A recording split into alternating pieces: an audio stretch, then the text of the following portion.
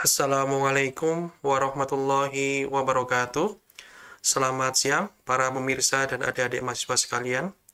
Pada kesempatan hari ini, saya akan melanjutkan pembahasan untuk mata kuliah Elektronika 1, masih pada rangkaian penyara arus.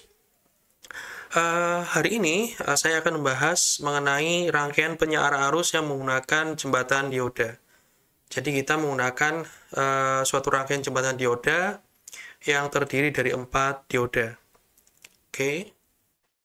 Nah, ini merupakan timeline learning yang sudah kita laksanakan ya. Beberapa pelajaran sudah kita sampaikan, yang saya sampaikan ya, terkait dengan penyara arus setengah gelombang penuh juga sudah ada, dan videonya sudah ada di channel YouTube saya, Dani Kurnianto.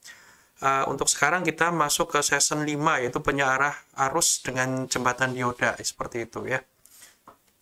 Oke, next. Ini adalah biodata saya, email danikurnianto@ittelkom /pwt.ac.id ya. Silakan yang mau mengkontak saya, silakan menggunakan email ini. Kemudian channel YouTube saya ini adalah Dani Kurnianto ya. Silakan melihat konten-konten di channel YouTube saya terkait dengan mata kuliah ataupun tutorial ya, pengelolaan jurnal dan sebagainya, nanti akan kami upload di situ. Baik, kita langsung saja masuk ke sesi pembahasan mengenai penyara arus jembatan dioda ya. Jadi seperti yang saya tadi jelaskan bahwa untuk penyara arus jembatan dioda ini menggunakan 4 buah dioda. 4 buah dioda D1, D2, D3, D4. Yang mana untuk rangkaiannya sendiri Anda bisa lihat di sini ya, dari keempat dioda ini kita lihat untuk pertemuan antara katoda dan anoda pada D2 dan D1 ini nanti terhubung ke trans trafo ya.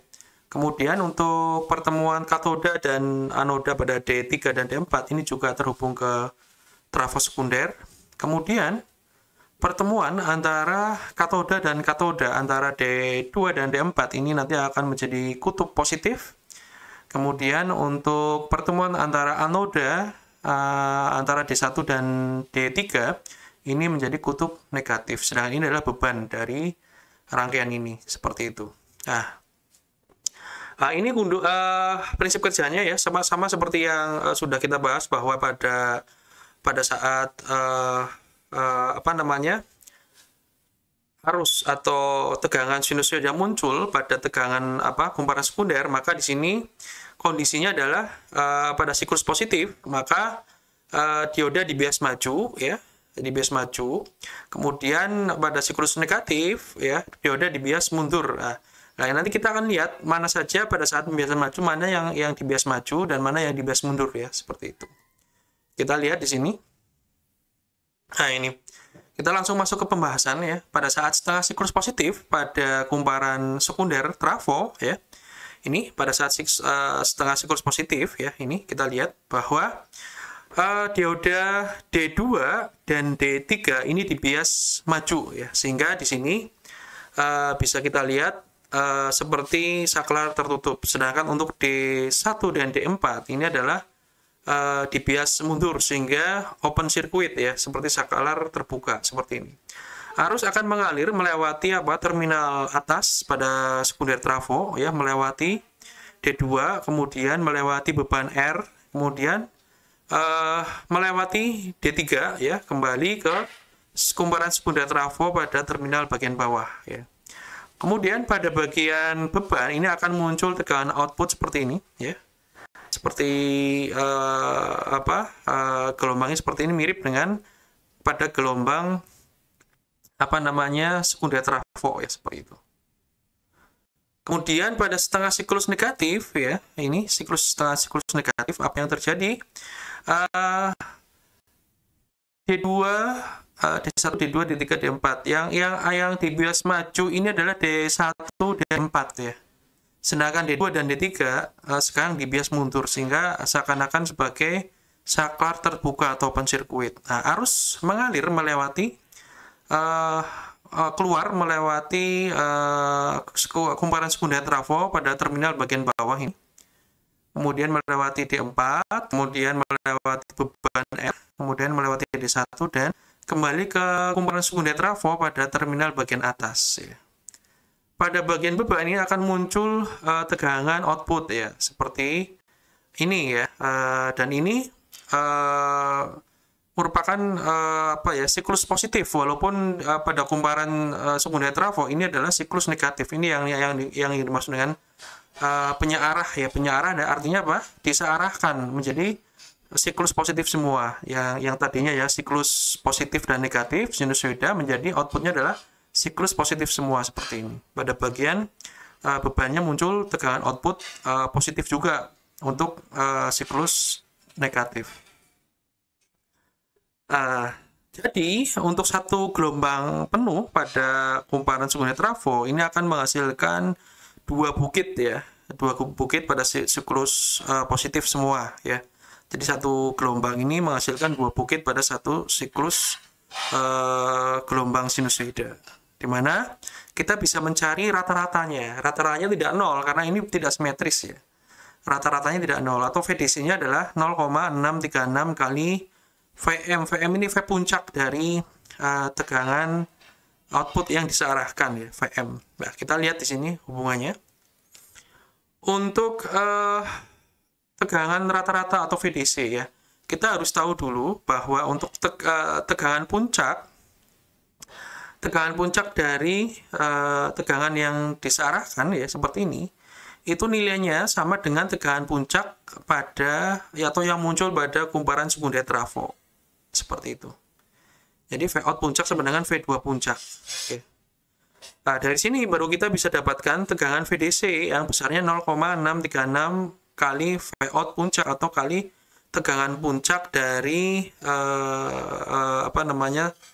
tegangannya telah disearahkan seperti itu ya. Jadi VDC adalah 0,636 kali V out puncak. Ya, di sini berapa puncaknya? Berarti VDC-nya V rata-rata atau VDC-nya adalah 0,636 kali puncaknya seperti itu.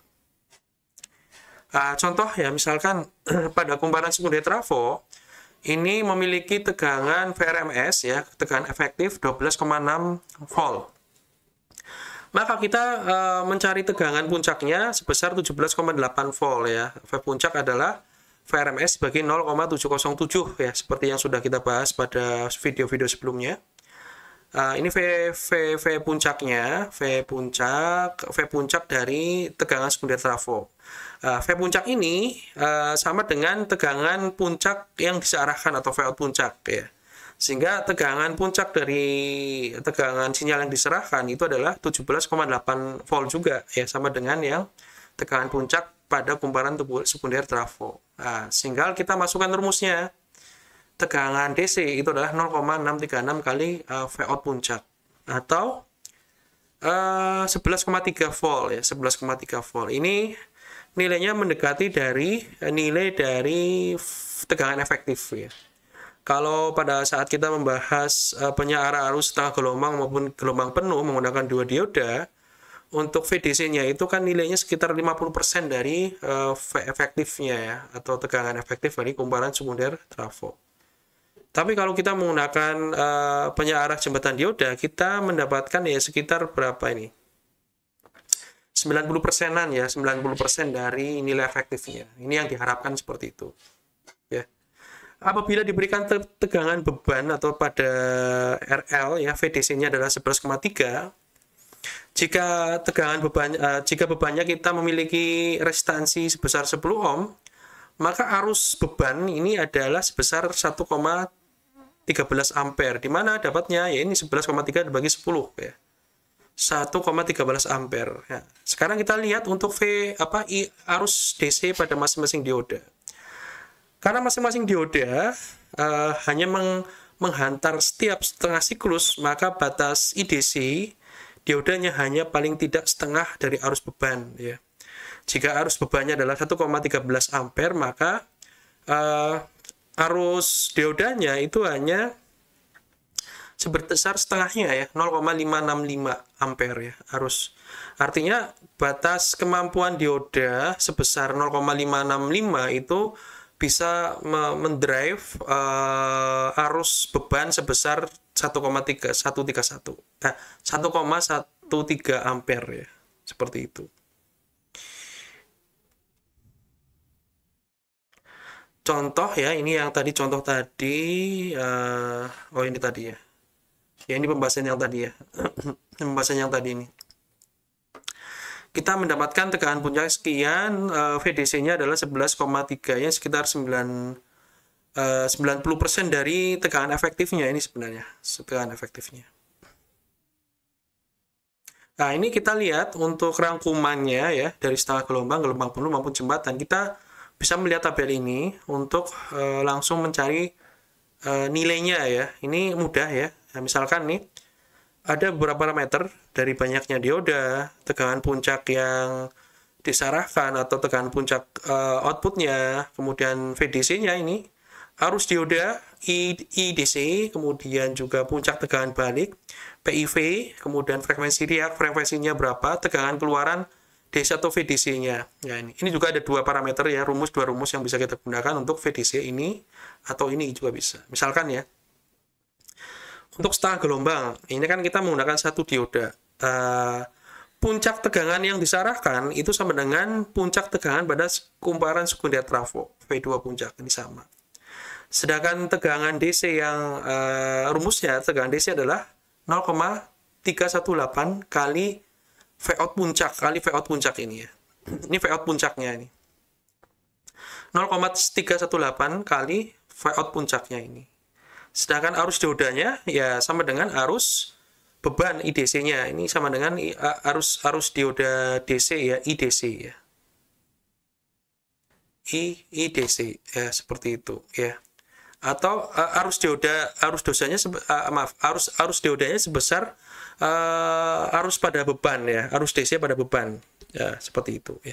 IDC di sini maksudnya adalah arus DC pada beban ya. Ini sama dengan arus dioda, batas kemampuan arus dioda. Kemudian PIV-nya, puncak tegangan balik itu untuk setengah gelombang maupun yang lain itu sama dengan puncak tegangan balik atau puncak tegangan pada kumparan sekunder trafo. Nah, untuk frekuensinya juga menarik nih. Frekuensi adalah frekuensi yang dihasilkan pada mana? Frekuensi yang dihasilkan pada sinyal keluaran itu sama dengan frekuensi input sama ya nilainya. Misalkan frekuensi input 50 Hz, maka frekuensi outputnya adalah 50 Hz sama. Kemudian yang ini ya, tegangan keluaran DC atau VDC menggunakan rumus yang berbeda. Bisa menggunakan rumus ini atau menggunakan rumus ini ya, atau 0,45 kali tegangan VRMS pada kumparan sekunder trafo ya, 0,45 ya, sekitar 50% tadi yang saya bilang. Ini kan 45% ya, 40%, 45% ya ini. Yang tadi saya sampaikan bahwa untuk tegangan DC kalau dibandingkan dengan tegangan efektif trafo sekunder itu sekitar 50, tepatnya 45% nih kalau di sini di tabel. Untuk gelombang penuh ini menggunakan dua dioda, kemudian puncak tegangan yang disarahkan atau Vout puncak itu adalah setengah dari puncak tegangan sekunder trafo ya, puncak tegangan sekunder trafo. Untuk VDC-nya kalau kita lihat dari hubungan puncak tegangan keluaran itu adalah sebesar 0,636 kali Vout puncaknya ini, nilainya ini. Arus dioda nih, arus dioda adalah setengah dari IDC atau arus dioda setengah dari arus DC pada beban ya. Karena ini kan masing-masing siklus ini ada dioda yang menghantarkan seperti itu. Jadi arus pada beban itu adalah 2 kalinya pada arus DC pada dioda. Sehingga di sini arus diodanya adalah setengah dari arus DC pada beban. Puncak tegangan balik sama lah, tegangan riaknya ya, tegangan riak pada tegangan keluaran adalah 2 kali V-in, 2 kali frekuensi input ya. Kemudian untuk gelombang penuh ini juga sama ya, tegangan keluarannya 0,45 kali tegangan efektif pada kumparan sekunder trafo. Nah, sekarang yang jembatan ini menggunakan 4 dioda, kemudian puncak tegangan yang disarahkan atau Vout puncak itu sama dengan puncak tegangan kumparan sekunder trafo. tegangan DC-nya itu adalah 0,636 kali V out puncaknya ini, kali puncak tegangan yang diarahkan. Kemudian arus pada dioda itu adalah setengah dari arus pada beban, ya, sama dengan yang gelombang penuh ya.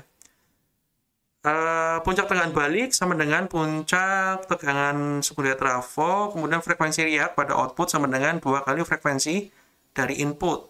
Kemudian nah ini tegangan VDC kalau kita hubungkan dengan tegangan efektif kumparan sekunder trafo itu adalah 90%-nya atau 0,9 kali VRMS pada kumparan sekunder trafo. Nah ini adalah rangkuman dari setengah gelombang, gelombang penuh maupun jembatan, dan masing-masing parameter ini ada rumusnya dan Anda bisa menggunakan rumus ini ya, menggunakan tabel ini ya.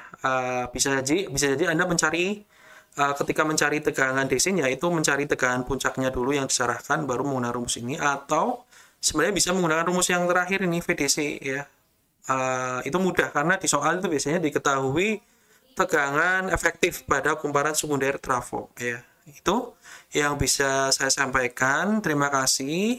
Jangan lupa mensubscribe channel YouTube saya, Dani Kurnianto. Kemudian untuk materi-materi yang sebelumnya ya, untuk penyiaran setengah gelombang, gelombang penuh, ini sudah saya upload di channel YouTube. Silakan mencari di channel YouTube saya Dani Kurnianto. Oke. Selamat belajar dan sampai jumpa di video selanjutnya. Wassalamualaikum warahmatullahi wabarakatuh.